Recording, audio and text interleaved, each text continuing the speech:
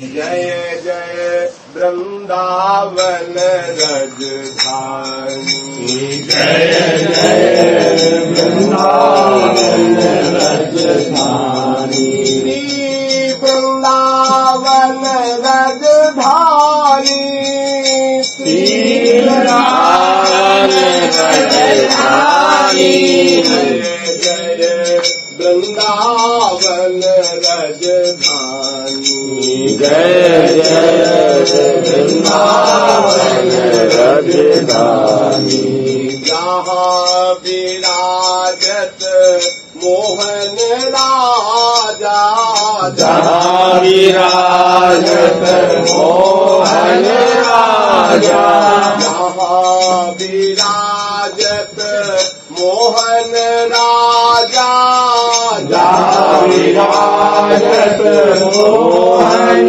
राजा, राधा महारानी, श्री राधा महारानी, जय जय वृंदावन रजधानी, जय जय वृंदावन रजधानी, सदा सनातन एक रस जोड़ी, सदा सनातन एक रस जोड़ी, महिमा निगम न जानी, महिमा निगम न जानी, जय जय वृंदावन रजधानी, जय जय वृंदावन रजधानी, श्री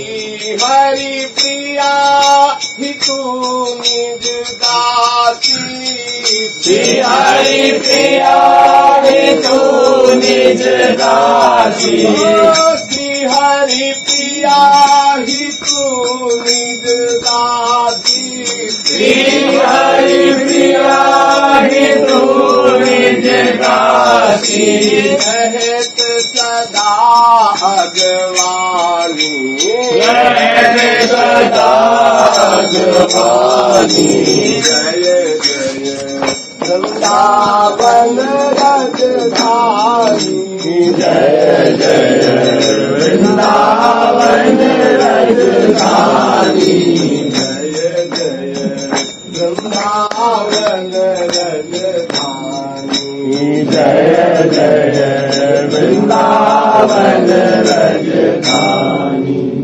राधा करावसित पल्लव वल्लरी के, राधा पदांकलशं मधुर स्थली के, राधा यशो मुखरमत खगावली के, राधा विहार विपिने रमता मनो में, राधा विहार विपिने रमता मनो में, श्रीमद् श्री वृंदावन धाम की जय।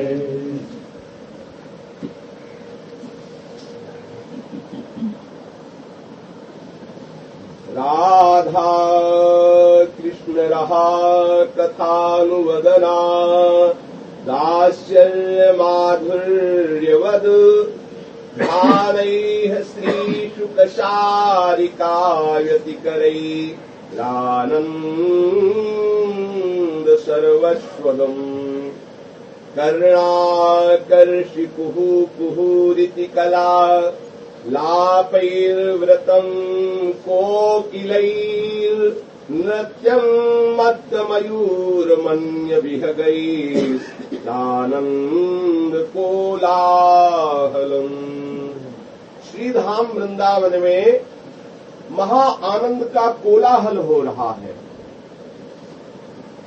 कैसा कोलाहल हो रहा है? मयूर, कोकिल, हंस, पीक, सूक, ये सब प्रियाजू के निभृत निकुंज के ये जो पक्षी है, कहने में तो ये विहंग है, पक्षी है, वस्तुतः ये सब सहचरिया ही है। श्रीधाम वृंदावन में सहचरियों के सिवा और कुछ नहीं है। जितनी लताएं ये सब सहचरिया है, जितने खग मृग पशु पंक्षी ये सब सहचरिया ही है। श्रीधाम वृंदावन प्रिया प्रीतम और सहचरी, पांचवी वस्तु यहाँ है। श्रीधाम वृंदावन प्रिया प्रीतम और सहचरी, जो भी दिखाई दे रहा है ये सब सहचरी ही है। सहचरियां ही प्रिया प्रीतम को सुख पहुंचाने के लिए ये विविध रूप, विविध वेश, विविध भावों के द्वारा विराजमान है वृंदावन में। वृंदावन में सहचरी भाव के सिवा प्रवेश ही नहीं हो सकता। जिस वृंदावन की महिमा का गान आचार्यों ने किया है, महापुरुषों ने किया है, बिना सहचरी भाव के वहां भगवान शंकर, श्री शुकदेव जी, ब्रह्मा जी, शनकादि, नारद आदि का भी प्रवेश नहीं है। यन्नारदादेश शुकैरगम्यम वृंदावने वंजन मंद कुंजे तत्कृष्ण चेतो हरणैक विज्ञ मत्रास्ति किंचित परमम रहस्यम। श्री कृष्ण के चित्त को चुराने वाली जो श्री प्रियाजू विराजमान है जिस निवृत्त निकुंज में, वहां सहचरी भाव के बिना इतने बड़े बड़े महापुरुषों का भी प्रवेश नहीं, लख भी नहीं सकते कि वहां क्या हो रहा। भगवान शंकर जी, शनकादि जी, श्री सुखदेव जी, श्री नारद जी, भीष्म आदि बड़े बड़े महापुरुष जो द्वादश वैष्णव आचार्यों में हैं, ये महापुरुष वृंदावन के उस निवृत्त निकुंज में अपनी दिव्य दृष्टि के द्वारा भी नहीं देख सकते कि वहां क्या हो रहा है। यद्यपि ब्रजलीला का दर्शन करके सब ललचा गए हैं, पर जो निवृत्त निकुंज में रस हो रहा वहां इनका प्रवेश नहीं। श्री विरंची यद्यपि ललचाही मन प्रवेश दिन हो कोना। ऐसे अद्भुत वृंदावन में जितने भी ये खग मृग पशु पंछी हैं, ये सब प्यारी जी की सहचरियां, दूसरा कोई नहीं है। वहां दूसरे का प्रवेश, सहचरी भाव के बिना प्रवेश ही नहीं है वहां। जब तक सहचरी भाव नहीं होगा तब तक प्रवेश नहीं होगा। तो वृंदावन में महान आनंद का कोलाहल हो रहा है। कैसा कोलाहल हो रहा है?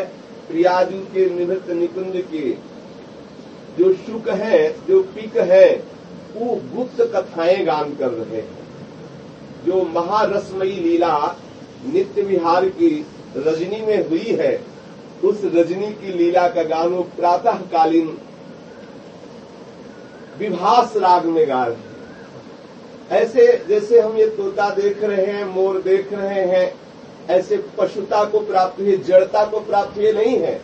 सब चिदानंद रसमय है, सब महाप्रेम स्वरूप है, सब समस्त कलाओं से युक्त है। जैसे भगवान के दिव्य धामों में जितने भी उनके पार्षद हैं, सब दिव्य सच्चिदानंदमय है।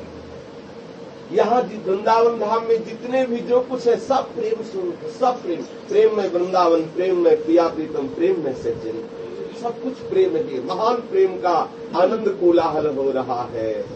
क्यों? सुख पीकादि प्रिया लाल की जो रैन में नित्य विहार में सूरत संग्राम में लीला हुई है, उसका गान कर रहे हैं। उसका गान सुन करके मयूर उन्मत्त होकर के नृत्य कर रहे हैं। सहचरियां प्रियालाल की उस मधुर झांकी का अवलोकन कर रही हैं प्रातःकालीन वेला। अष्ट सहचरी के बिना पद यहाँ और सहचरी को नहीं पड़ी। जी जी जी, बिना सहचरियों के यहाँ प्रवेश ही नहीं, निवृत्त निकुंज किसी का बिना। और जो ये सहचरियां पधारी हुई है आचार्य रूप से, इनकी शरणागत हुए बिना, इनके शरणागत के जो शरणागत जन है उनका आश्रय लिए बिना, कोई कितना भी बड़ा उसमें बिहारी देव ना पाई है बिन स्वामी अकेली विपिन बसे बैरागी ज्यो लड़काई खेल। बोले जैसे लड़का हठ ठान लेता है, अगर कोई ऐसा हठ ठान करके वृंदावन वास करे वैराग्य युक्त भी, पर इन सहचरियों की शरण में न हो, इन सहचरी भावापन्न महापुरुषों की शरण में न हो, तो जो नित्य विहार है इसका अवलोकन त्रिकाल में भी नहीं कर सकता। अष्ट सहचरी के बिना पर यहाँ और सहचरी को नहीं पड़ी। बिल्कुल बिल्कुल है, अष्ट सहचरियों की मिला बिल्कुल प्रवेश नहीं। ठीक बात है। तो अष्ट सहचरियों की जो अनुगामी सहचरियां हैं, हाँ प्रधान तो अष्ट सहचरी, लेकिन उनकी जो अनुगामिनी सहचरियां वो यूथ की यूथ सहचरियां। अष्ट सहचरियों की जो अनुगामिनी सहचरियां हैं वो यूथ की यूथ सहचरियां, उन सहचरियों की जो अनुगामिनी है ये सब वृंदावन में जितने बैठे ना, ये सब उन्हीं के अनुगामी है, ये सब उन्हीं के। तो हम वहां नहीं पहुंच सकते, वहां नहीं पहुंच सकते, हमारी सामर्थ्य नहीं है। इसलिए हित महाप्रभु ने कहा, जैसी थरिवंश प्रपंच पंच सब एक काल ज्ञान को खायो, ये जी जान श्याम श्यामा पद कमल संगी सिरनायो। जो श्याम श्यामा के अनुरागी जन है, उनके चरणों में यदि अनुराग कर लिया जाए तो ये रस निश्चित प्राप्त हो जाएगा। नीतिक धर्मिन संग तो रंग बढ़त नित नित सरस, नित नित प्रेम अभंग, ये जो कृपा है। अरे एक चीज यहाँ विशेष ध्यान रखने योग्य है कि अपने भाव की जो रसमय उपासना है, इसका पोषण करते हुए किसी अन्य भावों की अवहेलना न हो जाए। ध्यान ये रखना है कि गे और ध्येय दो वस्तुएं होती है। निवृत्त निकुंज के रस में पहुंचने के पहले ये स्थिति आ जानी चाहिए अंतःकरण की। ध्येय और गे, हम 2 बार इसकी चर्चा पुनरावृत्ति कर रहे हैं कि ये रस त्रिकाल में भी उसको प्राप्त नहीं हो सकता।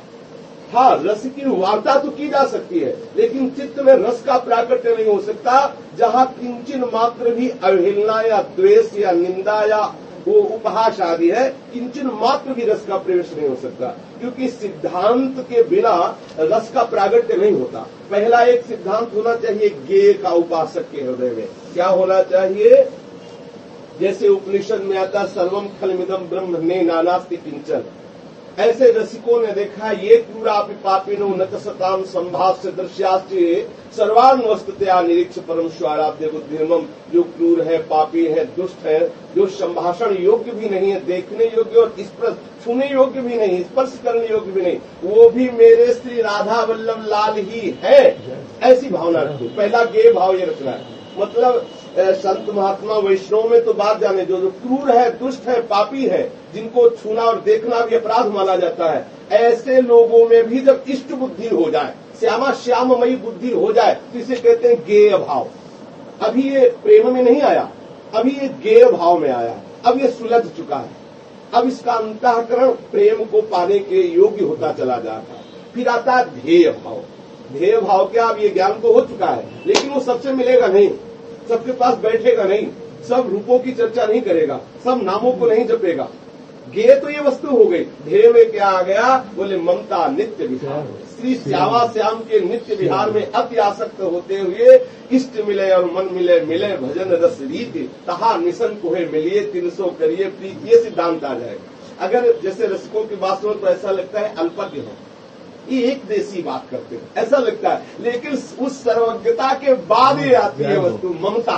समता के बाद ये ममता आती है। अगर जिस साधक के हृदय में क्षमता नहीं है, उस साधक के हृदय में यदि ममता का प्रकाश होने वाला भी होगा तो बाधित हो जाएगा। कैसे हो जाएगा? जहाँ वो किसी वैष्णव की अवहेलना करेगा, जहाँ वो किसी वैष्णव मार्ग की अवहेलना करेगा, वहीं उसका मार्ग रुक जाएगा। हरिराम व्यास जी ने एक बार ऐसे प्रसंगवशात कबीरदास जी की वार्ता कर दी कि कबीरदास जी ज्ञानी है, निर्गुण निराकार के रस में युक्त है, पर निवृत्त निकुंज के नित्य विहार की बातें क्या जाने कबीरदास जी, ऐसा निकल गया। अब आप सोचो, हरिराम व्यास जी विशाखा सखी के अवतार है, जैसा महापुरुषों ने अवलोकन कराया है, जैसे बड़े बड़े भक्कल ने चर्चा की थी।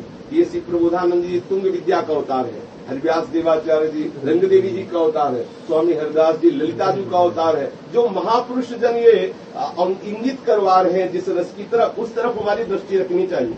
हरिराम व्यास जी कह रहे हैं कि कबीरदास जी उस रस को नहीं जानते जिस रस की हम महिमा जानते हैं, नित्य विहार। इतना आते ही बस अंतःकरण का जो नित्य विहार की आसक्ति का स्वरूपांतर ध्यान हो गया, व्याकुल हो गए।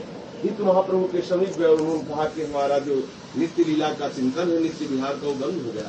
उन्होंने कहा किसी महत्व पुरुष का अपराध नहीं है। उनका ऐसी तो गलती हुई नहीं हमसे, उनके विचार करके भी देख रहे। अब बोले विचार करो जाके। यमुना किनारे बैठकर जो ध्यान किया तो बात आ गई कि कबीरदास जी के प्रति हमने ऐसा कहा था। तत्काल उन्होंने कबीरदास जी के कली में साचो भक्त कबीर इस पद की रचना करके स्तवन किया, तो उनके हृदय में कबीरदास जी के प्रति जब भाव प्रकट हुआ तो कबीरदास जी यमुना से प्रकट हुए और कहा, भाई हरिराम व्यास जी, आप जैसा बोल रहे थे वैसा नहीं। प्रभु जो सेवा दी है ना हमें, वो हम सेवा कर रहे हैं। जैसे भंडारे में सेवा दी जाए कि सब्जी परसो, तो जब वो पाने बैठेगा तो उसे केवल सब्जी ले दी जाएगी कि भैया ला तुमने तो रसगुल्ला परसा नहीं, तुमने खीर प्रसाद परसा नहीं, इसलिए केवल सब्जी पाओ, ऐसा नहीं। बोले हमें प्रभु ने आज्ञा की है कि जाओ और निर्गुण निराकार पर भक्ति की स्थापना करो। तो वो हम कर रहे हैं। वस्तुतः कोई भी ऐसा रस नहीं है जो प्रभु के प्रसाद से प्रकट ना हो जाए। जब कबीरदास जी की किसी ने बड़ाई की तो उन्होंने क्या कबीर कबीर कहता है, जाकर के ब्रज में देख जाकर के एक एक गोपी के चरण धूल पे करोड़ करोड़ कबीर बरिया रहे हैं, एक एक गोपी के आंसू पे करोड़ करोड़ कबीर बहे जा रहे हैं। आप विचार करके देखो, जो भी महापुरुष बड़े हैं हमको क्या करना है, सबको नमस्कार करके अपने मार्ग में चलना है। जहाँ हम किसी की अवहेलना करें, देखो जब रस की बात आती है तो ममत्व अपने आप प्रकट हो जाता है। जब रस की महिमा की बात आती है तो ममत्व प्रकट हो जाता है। ममत्व करने वाले महापुरुषों में समत्व नहीं मिलेगा, ध्यान रखना, लेकिन उनके समत्व से ही ममत्व आया हुआ है।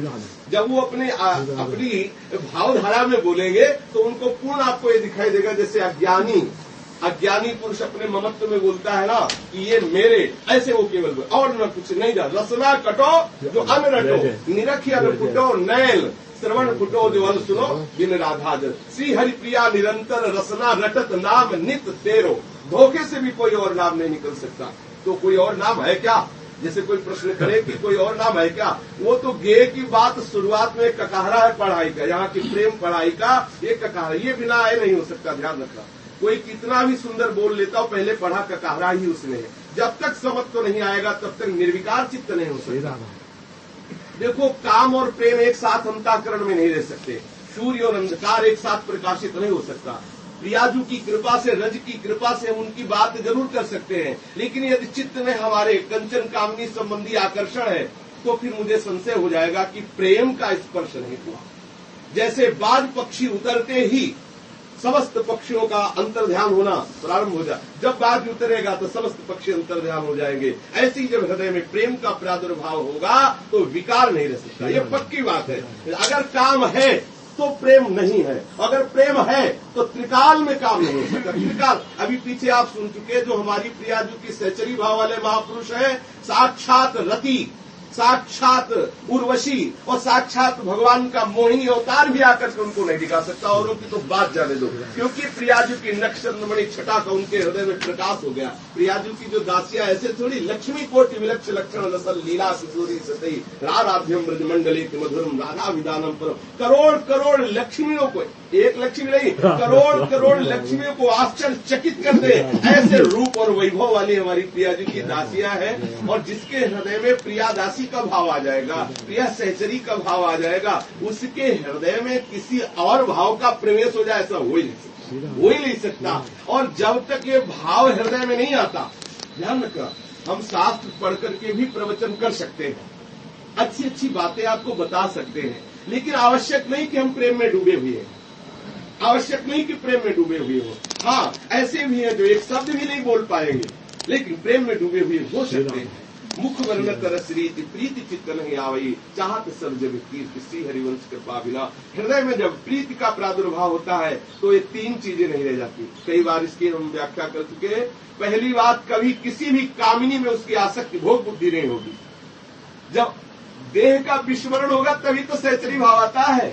सहचरी भाव ऐसे थोड़ी आता है कि स्त्री रूप है तो सहचरी हो गई, ना ना ना, सहचरी भाव है। पांचों भूले देह शुद्ध तब छठे भावना रास की, तभी भाव बनेगा। पहले देह शुद्ध का विस्मरण हो, जब देह शुद्ध खत्म हो गई तो फिर कामिनी कैसी उसके सामने रहेगी। पुरुष भाव में आसक्ति होने पर ही कामिनी भाव का जागरण होता है। अगर हमारे चित्त में स्त्री के प्रति ये भाव आता है कि कामिनी है तो हमारे हृदय में प्रेम का स्फुरण नहीं हुआ। निवृत्त निकुंज की सहचरी भाव का बिल्कुल कदापि किसी काल में स्फुरण नहीं हुआ। जो महापुरुष जन कह रहे हैं उसी के अनुसार हम बोल रहे हैं, और कुछ थोड़ा थोड़ा अनुभव ही हृदय में है कि यदि ये भाव है तो फिर ये भाव नहीं रुक सकता। अच्छा, जिसे राधा नाम रूपी धन का संग्रह करने का व्यसन हो गया है, उसको एक कंचन तो समझ में आएगा, ये रुपया पैसा कुछ समझ में आएगा, बिल्कुल उसको इसमें आसक्ति नहीं रह जाती। हाँ, लीलावत तो आपको दिखाई देगा, लीलावत दिखाई देगा, लेकिन अंदर से उसकी कंचन में किंचन मात्र भी आसक्ति नहीं होती, क्योंकि परम धन वृंदावन, परम धन राधा, परम धन श्याम सुंदर, परम धन सहचरी भाव ये उसको प्राप्त हो चुका है। तो इस लौकिक धन की तरफ किंचित भी उसकी वृत्ति नहीं जाएगी। अच्छा, कीर्ति, इतनी बड़ी महाकीर्ति में उनका मन प्रवेश कर गया तो इस नाशवान शरीर की कीर्ति में उनकी रति ही नहीं रह जाएगी। ये जो तीन है, लोक तृष्णा, पुत्र तृष्णा, वित्त तृष्णा, इन तीनों का त्याग स्वतः हो जाता है। भजन जो प्रेम भजन है, जो नित्य विहार का भजन है, सहज में हो जाता है। जरा सा वंशी नाद लाल जो का हुआ ब्रज लीला में, तो देखो एक त्याग होता है, त्याग का अभिमान भी प्रकट हो जाता है। वहां देखो, आई ब्रजनार सुनत बंसी रो गृहपति बंधु विसारे विसारे। आप इस विसारे शब्द पर देखिए, त्यागाभिमान नहीं है, मैंने त्याग किया ना, विस्मरण हो गया। जब प्रिया जी के चरणारविंद की प्रियता प्रकट होती है तो विस्मरण हो जाता है, विस्मरण हो। और कछु न सुहाय तिनको जुगल सेवा, सुख पगी निस्देव जानत लाए सजनी, एक रस भींजी रहे एक रस, गोप गोपिन आदि दुर्लभ ते सुखई दिल प्रतिला। सबको मतलब जो नित्य विहार की उपासना है, ध्रुवदास जी ने कहा है कि ये जितनी भी उपासनाएं हैं सब उनके अधीन है, सब उनकी सेविका है। जितनी भी उपासनाएं प्रियालाल के चरणों की दासियों की सेविका है, उनसे बढ़कर की कोई उपासना है, ऐसा नित्य विहार के महापुरुष जन वर्णन करते हैं।